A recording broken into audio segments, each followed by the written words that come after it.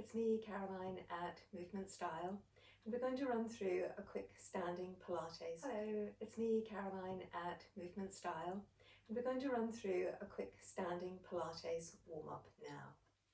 Let's align our bodies so that we can bring the heels, the feet underneath the hip joints, and then we get the weight as even as we can to begin with between the heels and the balls of the feet, and the base of the big toe joint down, heel, ball of the foot, pad of the little toe down. Then from there we're going to draw up through the leg muscles, make sure they're nice and strong, just soften the knees a little bit so that we're able to move the base of the spine forwards and backwards. And that allows us to gradually bring the base of the spine into the neutral spine alignment. So we can imagine there a mini spotlight from our tailbone shining to between our heels, really drawing the tailbone right down, back of the waist lengthens, and at the front of the body the crests of the hip bones lift up, so it's like little headlamps pointing straight out on our path.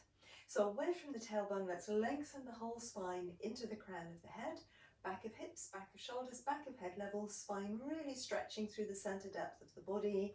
And then into that we're going to add our broad and wide scoop and hollow in the lower abdomen, the imaginary smile between the pubic bone and crests of the hip bones, drawing back firmly and scooping up.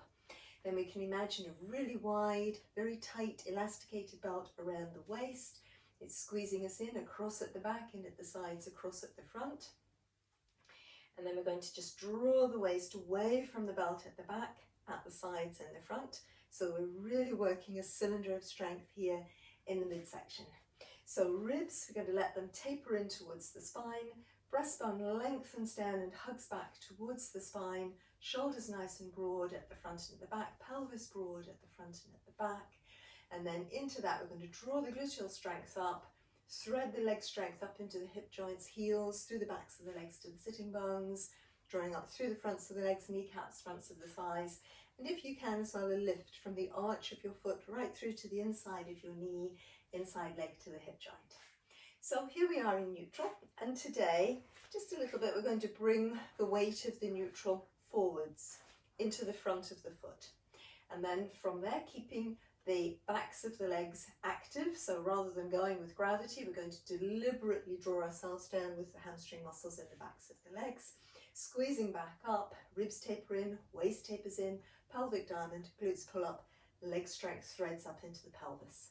So with the weight a little bit forward in the feet, you may very quickly begin to feel that your gluteal muscles in the back of the hips here are working quite hard to bring you up.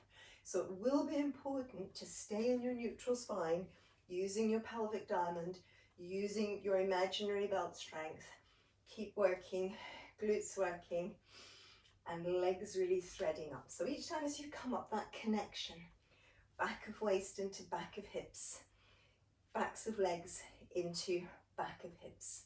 So we breathe in to move down into that squat, breathe out to come up. And you can get a gauge of whether you're staying in neutral. If this space stays the same all the time, you'll pretty much be in neutral. Can we manage a last 10 here? So off we go. 10, 9, 8, 7, 6, 5, 4. Now as we come through to the last one, we're going to still hold our strength through our legs, through our hips, through our trunk, weight still a little bit forwards. And then from here we're going to add in a rise and lower.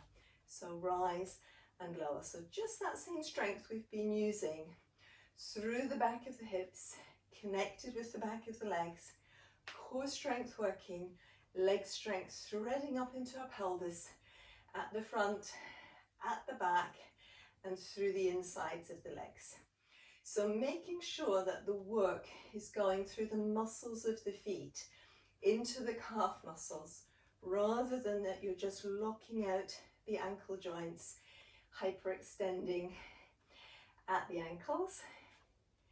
So it's quite hard work. Can we manage a last 10, 9, 8, 7, 6, 5, 4, 3. Now this time again, as we come through to the last one, hold your strength if you can, and we're going to come through again into a little plie squat. Use the muscles in the backs of your legs to bring you down. Spine in neutral and pretty tall now. We're going to see, can we roll the feet?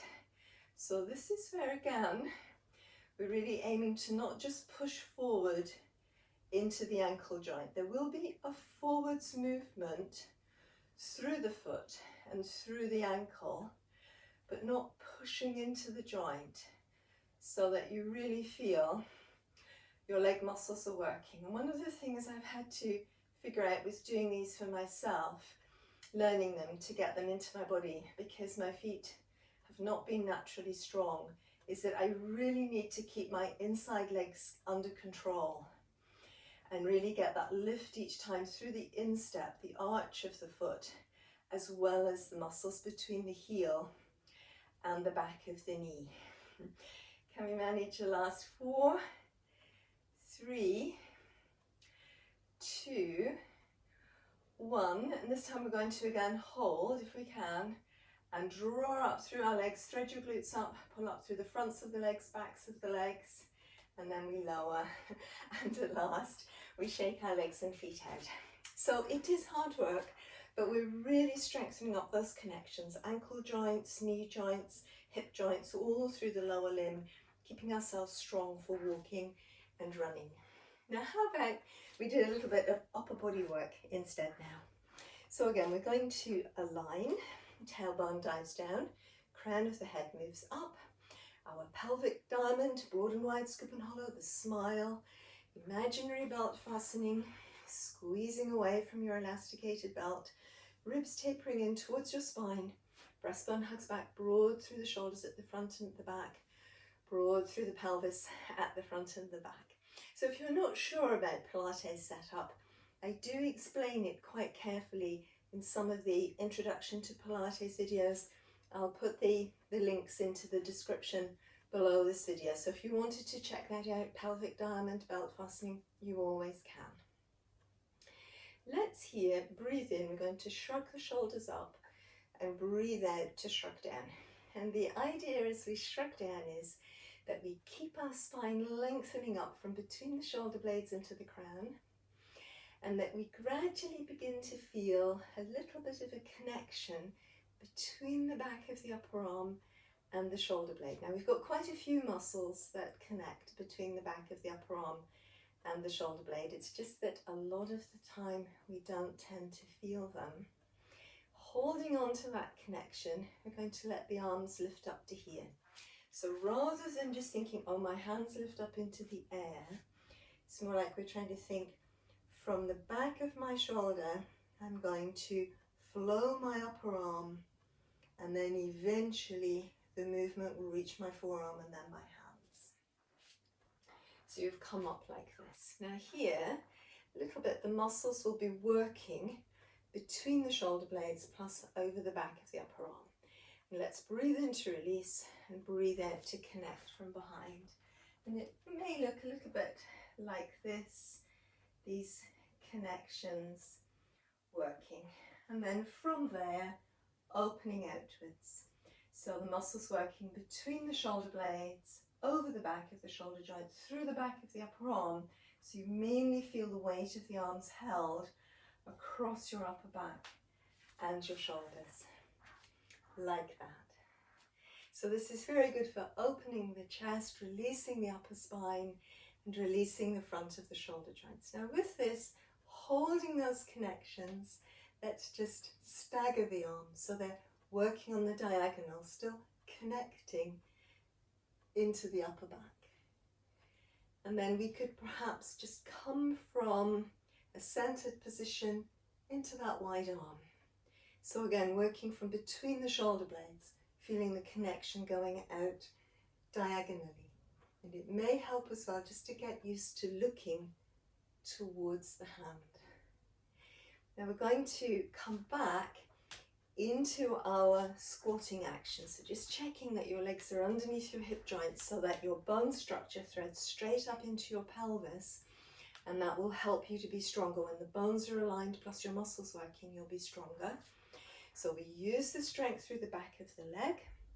we're going to pull up through the ribs, waist, glutes working, leg threads up into the hip joint on the right side, arms open, and we're going to, if we can, release one leg away. So again, coming into your Pilates plie squat, core working, glutes drawing up, leg strength threads into the pelvis, and again you've got this long position.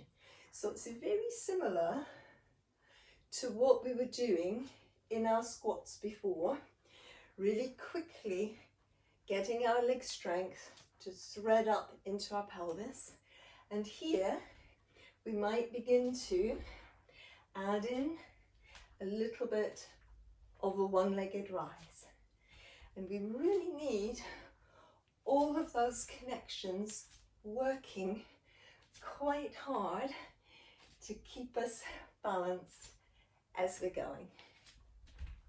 Yeah. Quite quickly bring them in. Upper back working, inside leg working, front to back of leg working, core working, glutes working.